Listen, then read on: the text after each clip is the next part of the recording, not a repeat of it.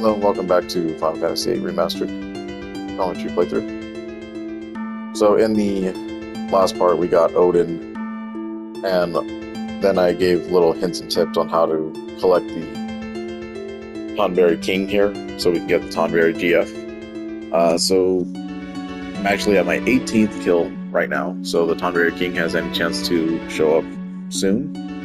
I think you need 20 at the very least, but sometimes it can carry over just like one or two more. Or you could just spawn a little bit earlier, so I decided to open up at 18 and see if he'll drop soon.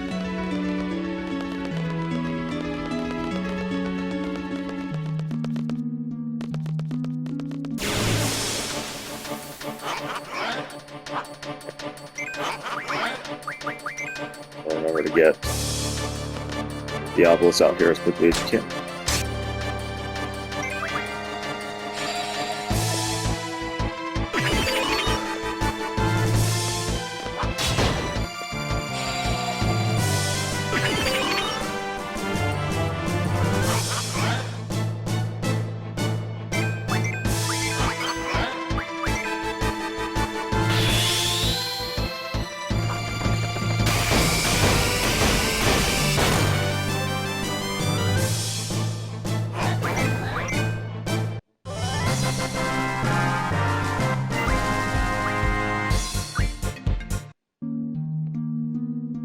That'll be number 19 for me.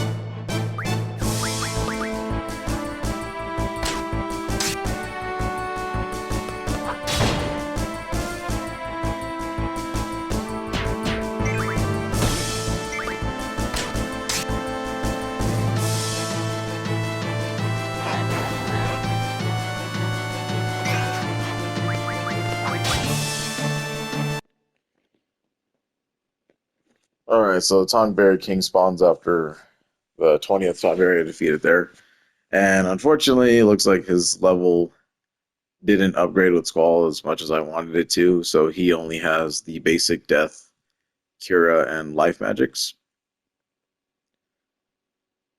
Ideally, you want to get him with full life because he's really not that dangerous. But that's okay, there'll be plenty of opportunities to get full life later on in the game. So if you did get full life, draw it, stock it to 100.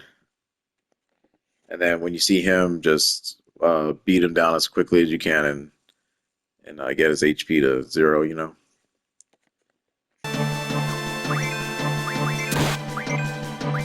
So something that he hates is Meltdown.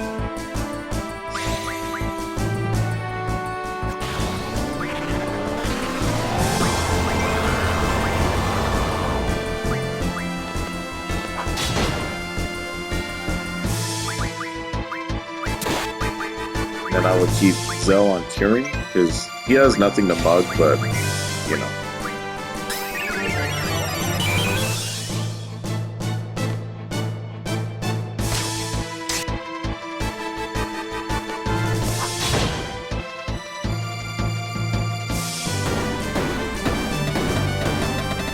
That would be his most dangerous move that he uses.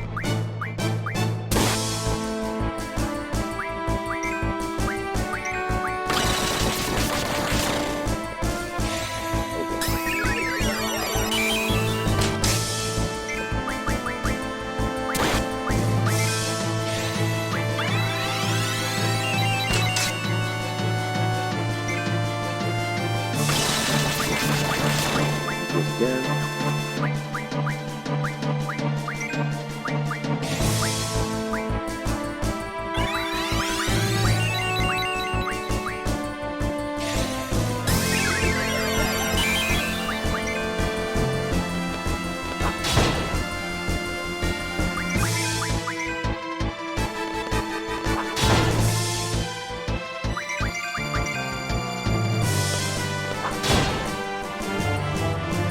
just want your other characters on standby so they can heal the damage and, you know, help out here.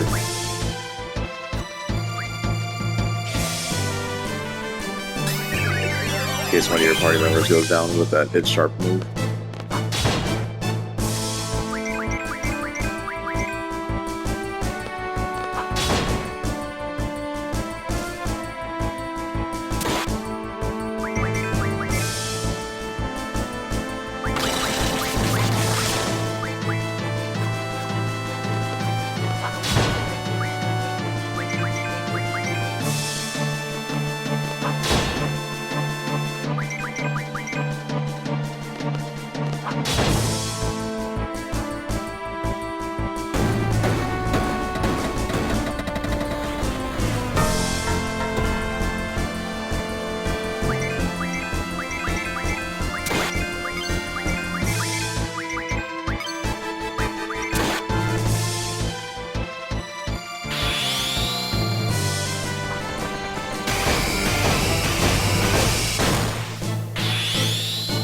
That should be it for me.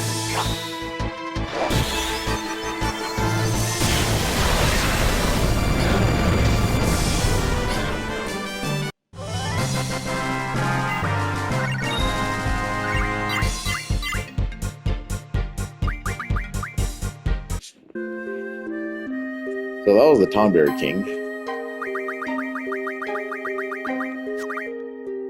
And you'll see that he's very, very late GF. So we got him as early as possible.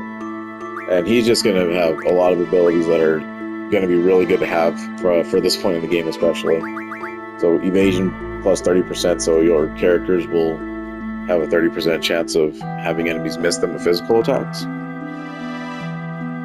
The level up and level down commands, these are excellent. No matter what playstyle you're going with, a low level scroll or a high level scroll, you'll be able to pretty much dictate what level you fight each enemy if you're trying to get certain items. So the way, you know, how it's always been working is items drop based off of the enemy's level. Good example is the Thrust Avis enemy. So if you're fighting a high level, like 30 level to 100 level Avis, you're going to have a high chance of drawing windmills as a dropped item. Whereas if you were fighting a level 1 to 20, you're only going to be getting the sheer feathers like every single battle with a chance of having a rare drop of a windmill. So you'll be able to level up or level down monsters as you go. And if you do like a level 100 run, you can just put level down on a monster and it'll lower it down by however many levels it tells you, which will make a fight easier or harder. And this is how, if you know what monsters you want to farm in order to get better magics, you can, you know, level them up or level them down in order to gain whatever you're trying to get from them. So very, very powerful to have. Luck plus 50%, so get better luck.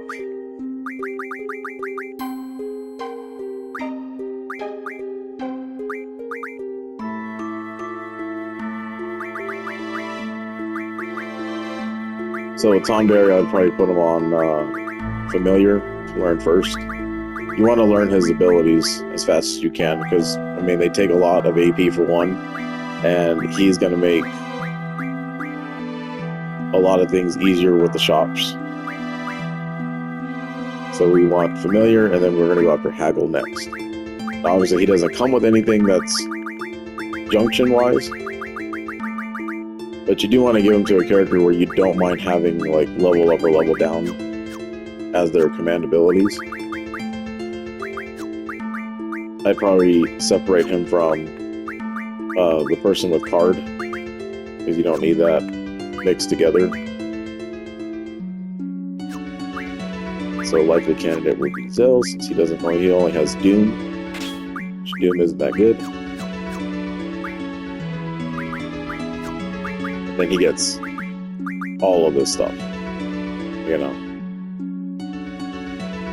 And then you could take off Mug at this point. It's not going to be really useful for a little bit longer. And then I would probably put, you know, the new evasion plus 30, so he can have a chance of dodging attacks there. And if you want to replace vitality, luck is always good to have too. But at this lower level with luck, probably not recommended. I would keep it with another HP plus, or you can go ahead and get, you know, your vitality so you can take more damage and stuff like that.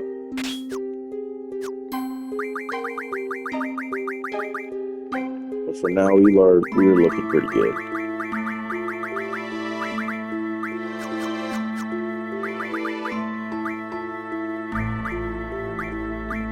Just round up your GFs and make sure that they're learning some pretty good stuff.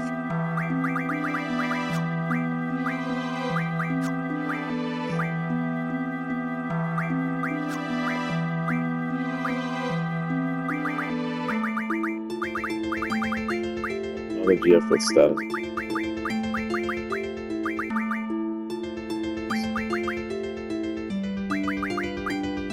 Recovery.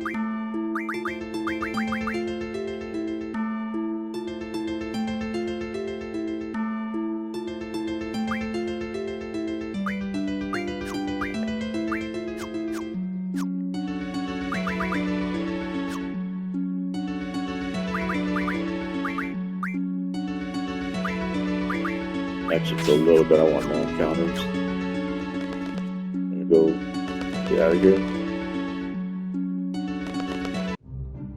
And that was the Central Ruins. So, like I said in the last episode, you can save that for the very, very end game, 4th disc if you want to. I just think it's easier doing it now. But the Tonberries can give you a little bit of fits because of your level and how much damage you might be outputting at this point in the game. But higher level Tonberries, once you hit the 4th disc, are probably a lot more difficult to deal with because their HP is just going to be way too much. And then you're only going to be relegated to using the Squall Limit Break method, since you'll probably be hitting over 999 damage at that point. And Odin is subjective because he can mess up your game if you're trying to go for low level runs.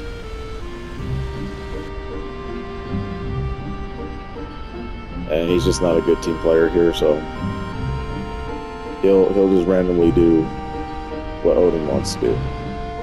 But we do need him for another hidden GF in the game and all that kind of stuff.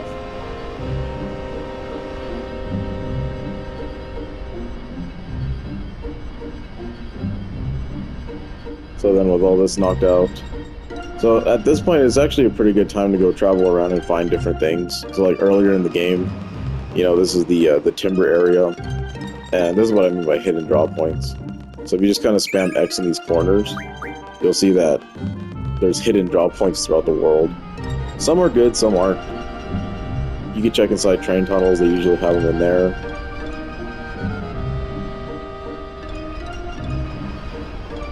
Nothing overly backbreaking here though, that we really need to do.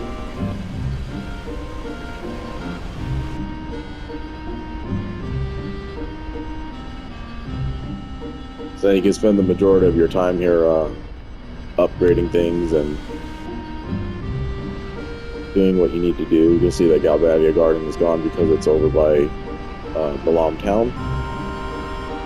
So what you kind of want to do is some more like hidden side questy things here.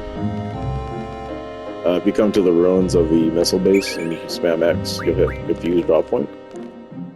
Another one of those hidden ones. I think there's one here at the D District Prison too. If you stand in the middle. No, that's not like it.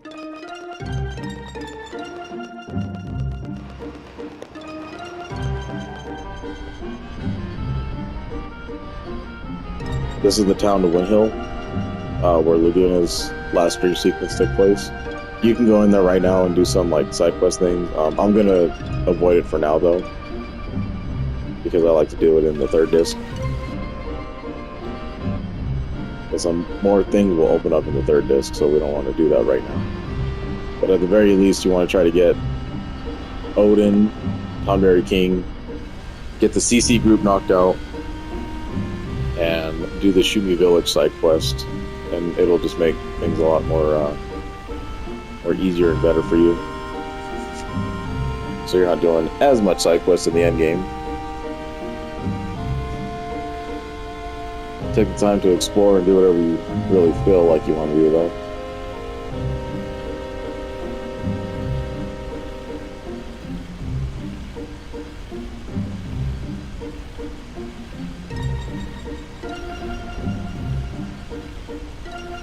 So from here, I want to head back to Delling City,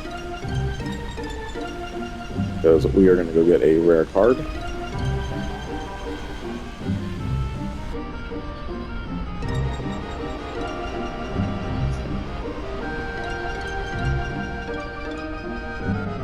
I can find my way around here.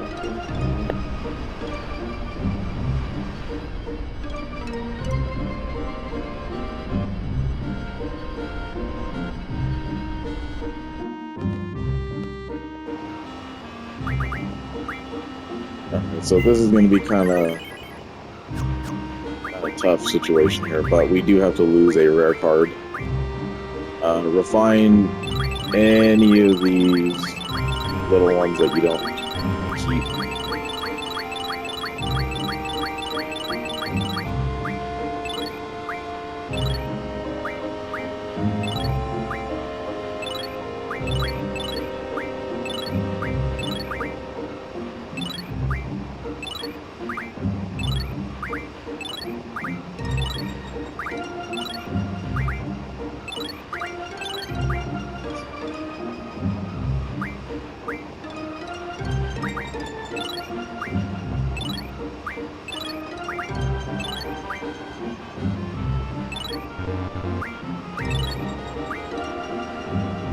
Fury fragments are really good to have, so if you get enough of these cards, good, use them.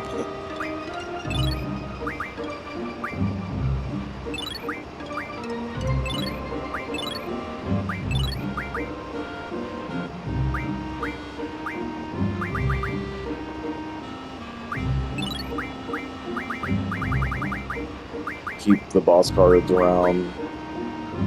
If you get thrown into the random roll, you want to at least have a high chance of drawing some pretty powerful cards.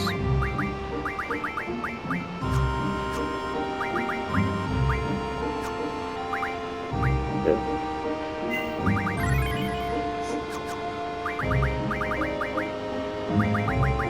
And that crown that we picked up from the Tonberry King will actually allow your GFs to learn magic plus 60%.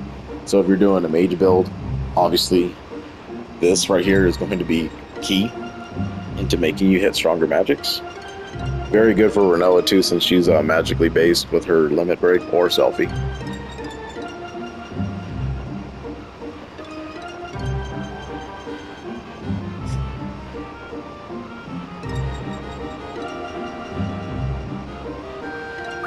And then from here, organize, head back into Delling City. And we want to go to Caraway's mansion.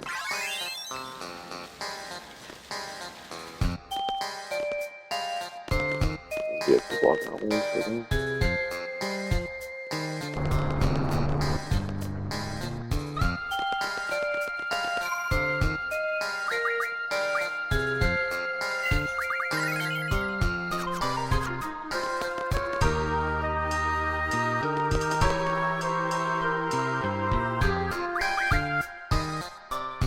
So if you ask him about cards, he'll say that he has Rinoa's cards, but he wants Ifrits.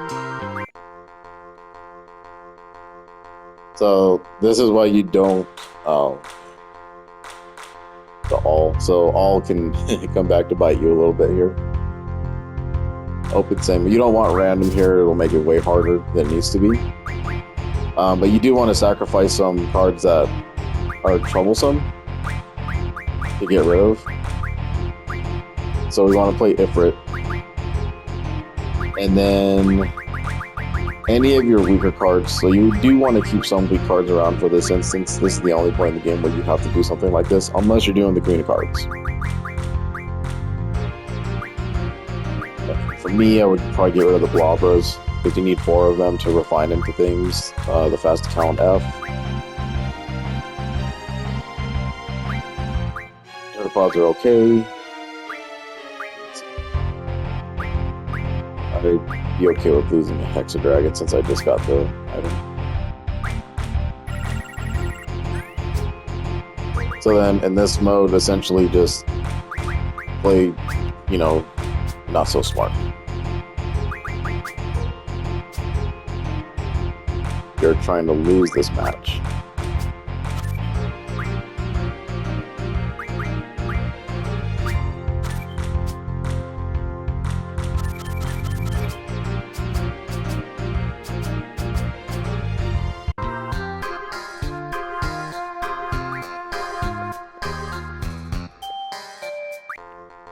So then, after you lose Ifrit, you will now start playing the Rinoa card.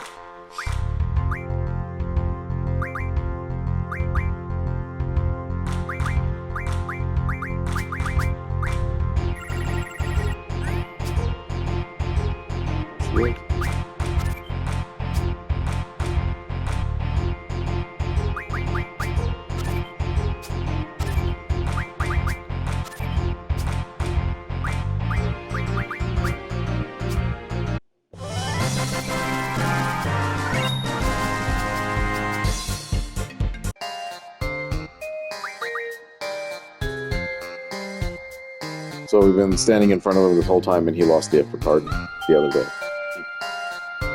Interesting.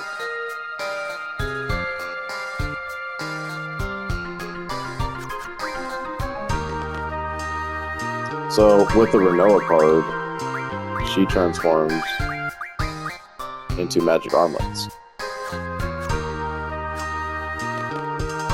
Pretty useful.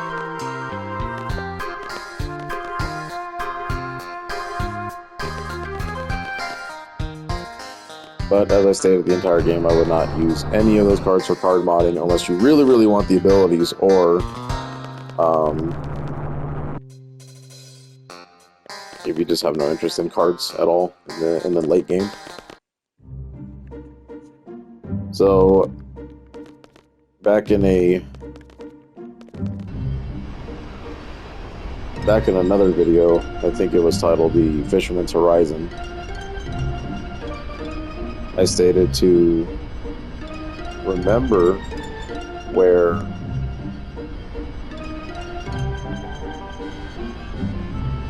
good old Martine was located.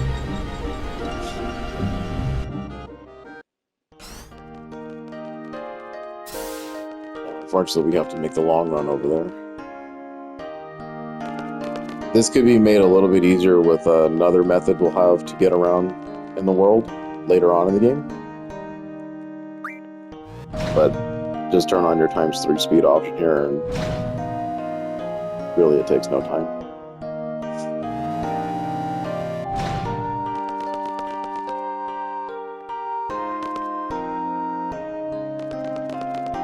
So I come over here and save in case things go wrong.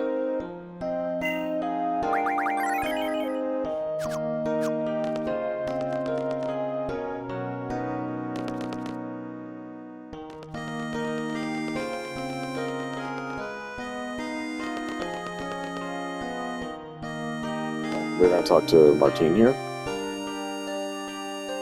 He's still going to be weeping about being ashamed.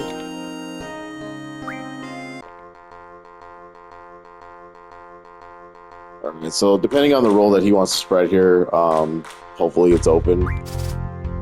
We just don't want to lose open for as much as we can. Honestly, Rinoa card is not good to play.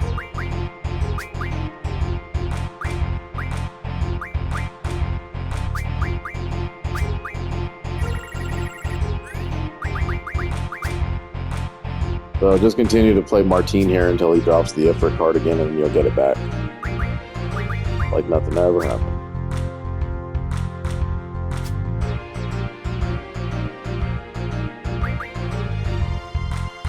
Just trying to wait.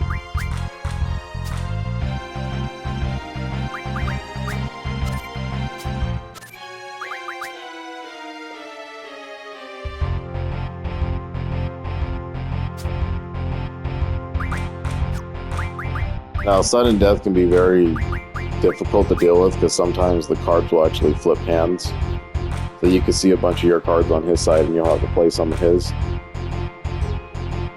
I don't like sudden death. Sometimes it's too risky.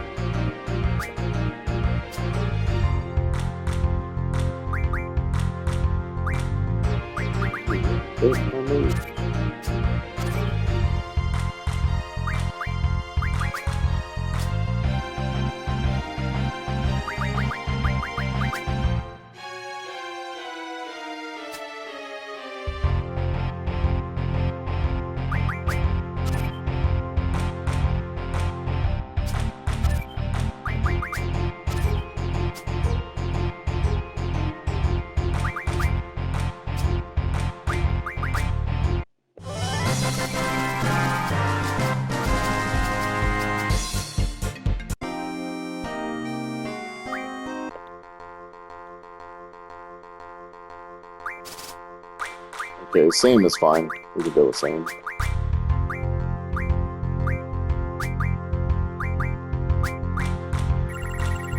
There we go.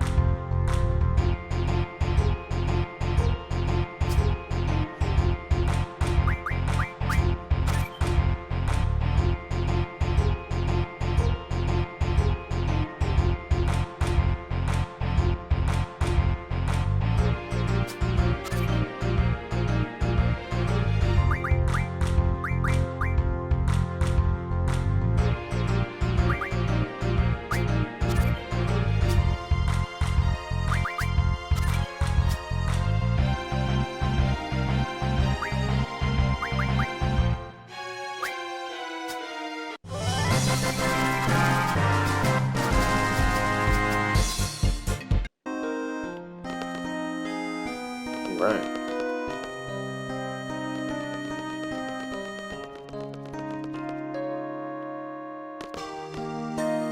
And that is how you grab the Rinoa card and your Ifrit back.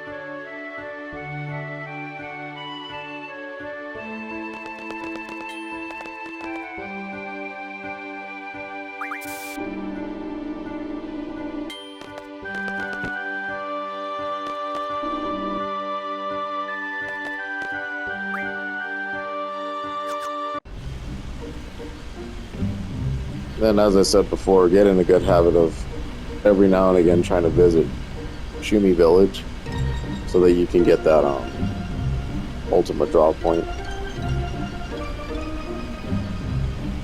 before you go anywhere else. I kind of usually go town, Shumi Village, town, Shumi Village. But ×3, it's not too bad, and encounter none. You'll just walk right in, no problems.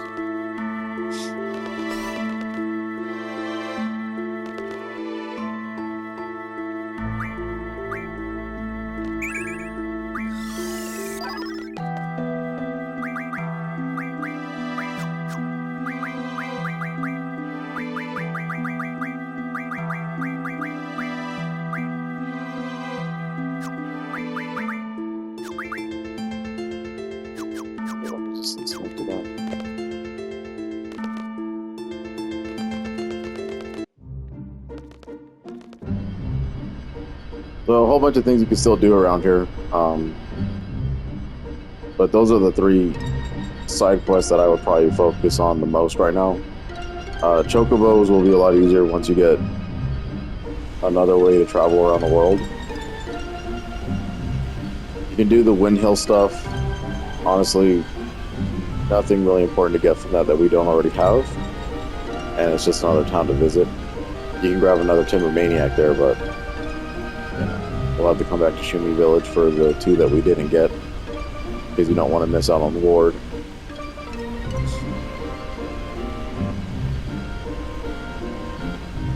Then from here, we want to progress the storyline next time. So you want to travel back to Balamb. This big open area right here, we will not be able to visit with Balamb Garden as our method of travel. That place still has some time left before we're able to explore it.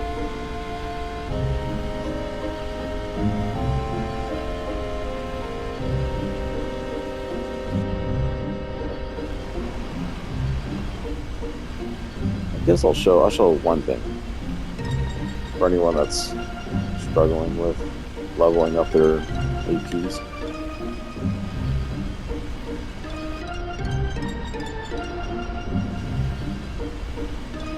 Oh, it's a nice little trick here.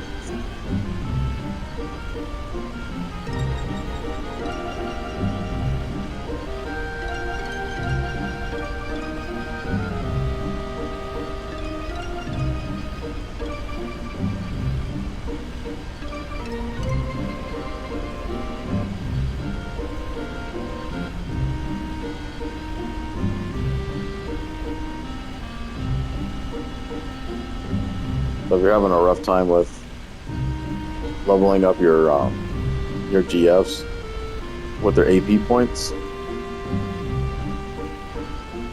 this method will help you out a lot. So you see this island right here has this little cactus that keeps spawning in and out. This is known as Cactuar Island. The cactuars in this game are very evasive and very fast. So they attempt to run away from battle as much as they can. Sometimes they'll attack you with a 1,000 Needles move, and it'll just literally do 1,000 damage. So your characters can take the hits pretty well, but they generally want to run away. They don't want to fight. So there's no way to get onto the island with Balamb Garden, but there is a method into getting a cactus or the cactuars to spawn. So if you go near Cactuar Island, you can land on this little beachhead, have Encounter None on, run through this crack right here,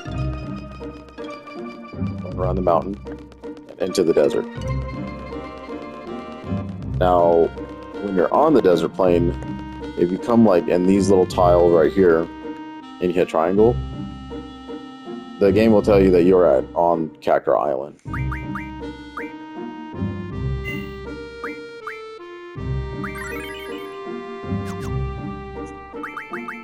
So if we were to take off Counter None, we'll just put whatever. So you run in these little tiles right here, you'll spawn cactuars.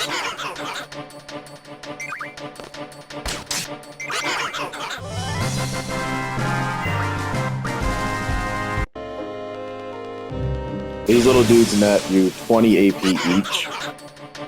They're just extremely hard to hit.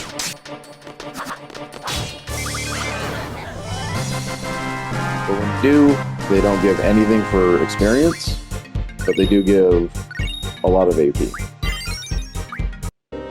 And you can use this in order to level up your GF's abilities very quickly.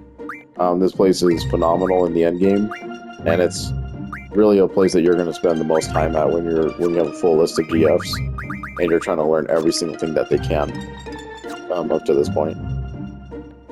So a nice little method here. Just stand on the tiles, make sure you're within Cactuar Island. If not, you're going to run into some chimeras, abyss worms, grand mantises, and jelly eyes out here. Pretty weak enemies, except for Chimera can do Aqua Breath, which will probably destroy you.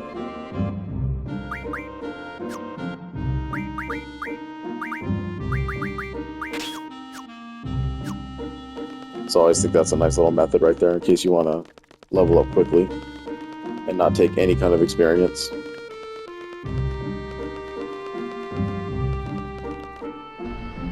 head back to the garden. And we'll make our way over to the town of Balamb. Don't worry, there's many side quests in this game.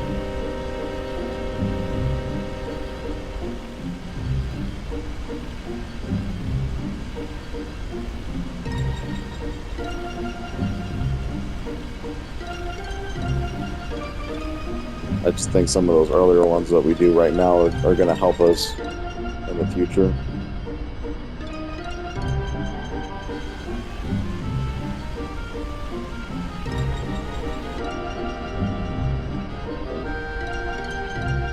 So you still, I mean, you got the whole world open to you if you need to grind for things. Now that we have Tonberry, if you want to do the level up and level down trick for any monsters that might have items that you want to do, go ahead and, you know, go do that. But the open world will always be available for like pretty much the rest of the game.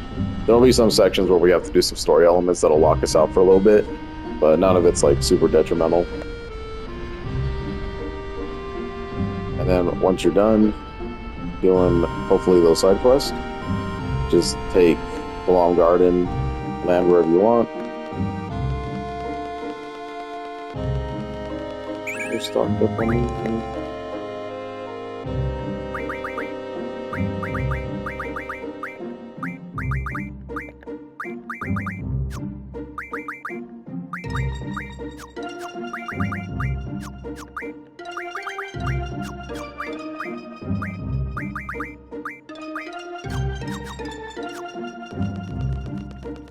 Alright, so once we enter Balamb, we're going to be locked in there until we complete the main objective for the area.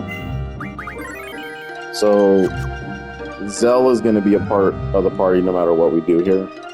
So you're going to have to choose your second or your third character. Anyone really would, anyone that you've been playing with up to this point really does it for you. So it doesn't really matter how you do it. But Squall Zell, and then whoever you wish to have on your other side there. Make sure you do the things you want to do because you are going to be locked in.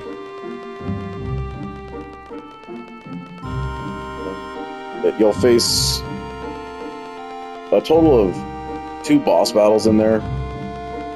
One will be on the outside of the hotel, and then once you actually go in the hotel, that's when you have your second one. Abilities that you want to have learned up to this point, at the very least, are probably going to be Mug and Recover. Recover is going to help by, you know, full healing you and stuff like that. For Zell, Encounter None. You don't need the Encounter None in here. There's going to be no random battles. They're just going to be 2 scripted battles. I would suggest putting on anything Vitality, because the 2 boss battles have a lot of physical damage that's going to come your way, so make sure you're prepped for that. Junction Well, I suggest not having any elemental attack. One of the bosses is absorbs lightning, and then the other one absorbs wind. So make sure you don't have any of those set. And at least one of your characters must have draw. I would keep both.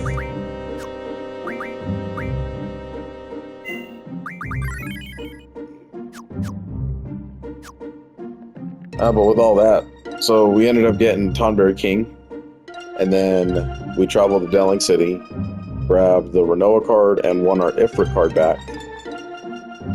And we've done a total of 3 of the side quests, of like many side quests that you can do in this game up to this point. But I consider those 3 that I've done probably to be the most important in the game right now, just because it gives you access to the card people, which you're going to need in the end game if you want to gain every single card. And don't Reloading. Yep, he's random.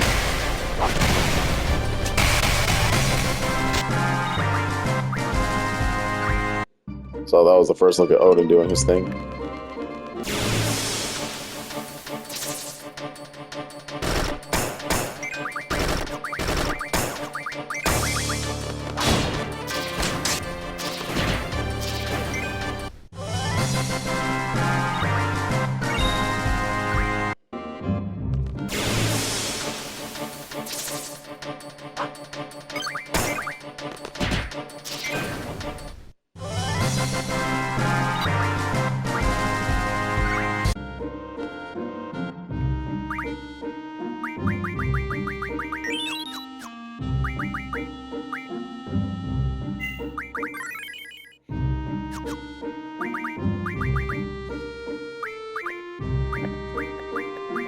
Alright, so anyway, thanks for watching. We'll continue in the next part. I would probably suggest having, like, you know, the things that require more AP to be put in your learn, because you're going to be in 2 boss battles after this. Now, and definitely have Mug. You want Mug in this fight too. So, actually, I do want to change this to Mug.